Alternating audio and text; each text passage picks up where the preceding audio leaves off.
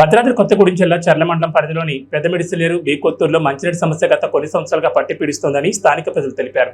ఈ సమస్యపై అధికారులకు ఎన్నిసార్లు వివరించుకున్నా పట్టించుకున్న పాపాన పోలేదని స్థానిక ప్రజలు అధికారులపై శుక్రవారం బగ్గుమన్నారు.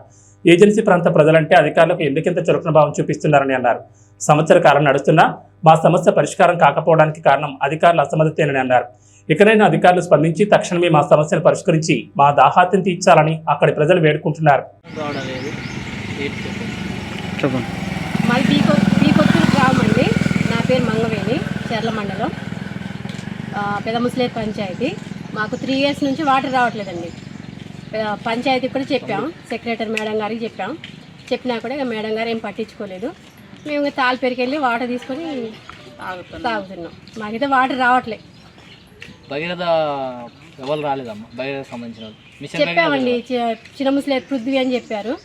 ఆ పృథ్వీకి కూడా చెప్పాము. పృథ్వీ వచ్చింది ఒకసారి, వచ్చి చూశారు, కాములు వెళ్ళిపోయారు. ఇంకా వాళ్ళు ఏం పట్టింపు చేయలేదు. మీ పంచాయతీ సెక్రటరీ చెప్పామండి, పంచాయతీ సెక్రటరీ కూడా చెప్పినా కూడా ఎవరు పట్టింపు చేయలేదు. ఇక మాకు ఎక్కడికి వెళ్ళి ఎన్ని సంవత్సరాలు అమ్మా?